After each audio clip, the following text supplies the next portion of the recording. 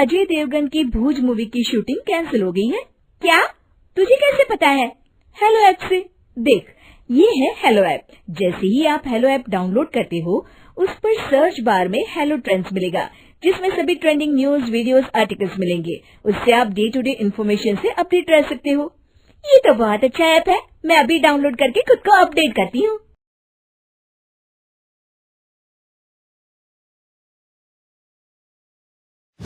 सलोनी बहुत ही सीधी और भगवान को मानने वाली थी, लेकिन उसकी सौतेली माँ उसके सीधेपन का फायदा उठाती थी और उस पर बड़े अत्याचार करती थी। जरा सी चूक हो जाने पर उसकी खूब पिटाई करती। अरे सुनते हो, कोई लूला लंगड़ा देख इसकी शादी तय करो और इसे इस घर से बाहर का रास्ता दिखाओ। सलोनी के पिता जानते थे कि मीना एक चांडाल औरत है, इसलिए वो एक अच्छा घर देख सलोनी की शादी कर देते हैं। लेकिन वहां भी सलोनी से जलने वालों की कमी नहीं थी। सलोनी की ननद निकिता उसे बिल्कुल पसंद नहीं करती थी। सलोनी, बात तो सुनो जरा। जी कहिए। आज शाम को मेरे बॉस खाने पर आ रहे हैं। ध्यान रहे उनकी खातिरदारी में किसी प्रकार की कोई कमी नहीं होनी चाहिए।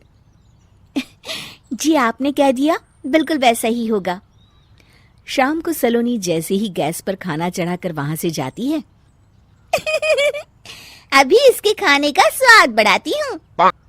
निकिता गैस की आंच तेज कर देती है। थोड़ी देर में देखते ही देखते सारा खाना जल जाता है और पूरे रसोई घर में चारों तरफ धुआं फैल जाता है।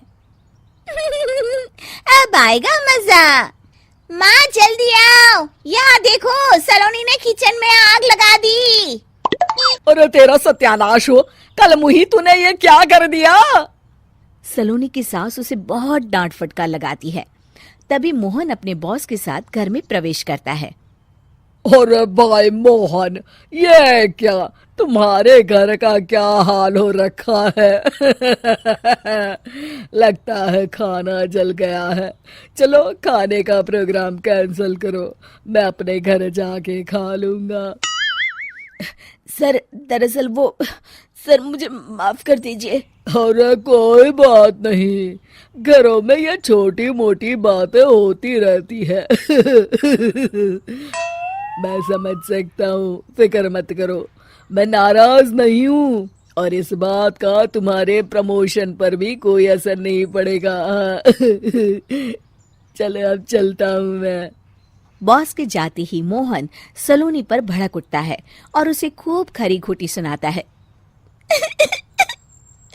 भगवान, मेरी माँ तो कहती थी कि अच्छे लोगों के साथ हमेशा अच्छा होता है, फिर मेरे साथ ही बुरा क्यों होता है? आखिर मेरी गलती क्या है?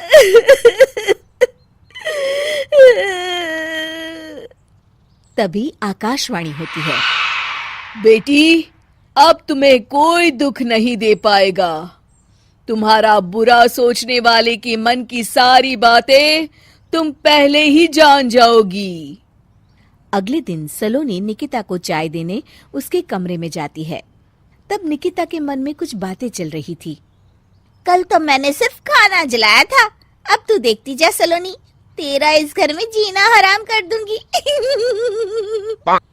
अच्छा, तो ये बात है, अब इसे सबक सिखाना ही पड़ेगा।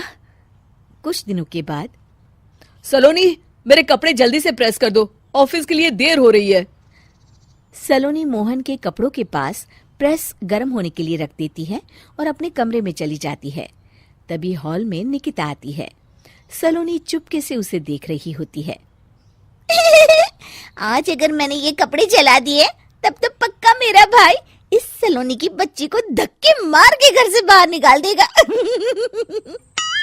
अरे तू क्या मुझे निकलवाएगी? महादेव है मेरे साथ। ठहर जा निकिता, आज तो तेरी खैर नहीं।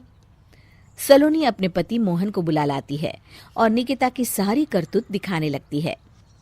निकिता गर्म प्रेस मोहन के कपड़ों पर रखकर अपने कमरे में चली जाती है। मेरी बहन इतनी बड़ी चालबाज निकलेगी, मैंने तो सोचा ही नहीं था। मुझे माफ कर दो सलोनी, मैं तुम्हें गलत समझ रहा था। मोहन निकिता को बुलाकर उसे खूब डांट फटकार लगाता है। उस दिन के बाद से सलोनी की जिंदगी पूरी तरह बदल जाती है। सलोनी हर किसी के मन की बात सुन लेती थी। दूसरी तरफ निकिता का कोई भी दांव सलोनी पर नहीं चलता था और आखिरकार वो भी सलोनी के आगे घुटने टेक देती है। फिर एक दिन सलोनी की सास की सहेली ममता अपनी बहू कविता के साथ वहां आती है। कविता मन ही मन कहती है, अरे ये बुढ़िया पागल है जो मुझे यहाँ लेके आ गई। कहाँ मैं अपनी किटी पार्टी छोड़ के इसके साथ यहाँ मरने आ गई। पता नहीं कब तक इसे झेलना पड़ेगा। अरे ये जल्दी मरे और इसकी सारी जायदाद मेरे नाम हो जाए। सलोनी कविता की सारी बातें सुन लेती है। अरे कविता, तुम अपनी सास की जायदाद के लिए उन्हें झेल रही हो और उनके मरने का इंतजार कर रही हो। ये तो गलत बात है। सलोनी की बात सुनकर कविता बिना देर किए कहती है, अरे ये तुमने कैसे सुन लिया? ये सारी बातें तो मैं अपने मन से बोल रही थी। तुमने कैसे सुन लिया? बस फिर क्या था। ये सुनते ही कविता के बगल में बैठी उसकी सास उसकी चोटी पकड़ लेती है। क्यों रे कलमुही, तू मेरे बारे में ये सब सोचती है? मम्मी जी मुझे माफ कर दीजिए। बड़ी आई मेरी जायदाद लेने वाली। मैं आज ही अपने वकील को बुलाकर सब कुछ छोटी बहू के नाम कर देती हूँ। चल घर चल, आज तेरी अच्छी खबर लेते हूँ। इस तरह सलोनी लोगों के मन की बातें सुन लेती थी, लेकिन धीरे धीरे सलोनी को एहसास होता है कि उसके आसपास के सारे लोग एक दिखावे की जिंदगी जीते हैं और सब एक दूसरे के बारे में बुरा ही सोचते हैं। हे भगवान, दुनिया में कैसे लोग हैं? सबके मन छल कपट से भरे हैं। मैं तो लोगों के मन की बातें सुन सुनकर तंग आ चुकी हूँ। मैं अपनी जिंदगी में अब बहुत खुश हूँ। अब आप मुझसे ये शक्ति वापस ले लीजिए भगवान।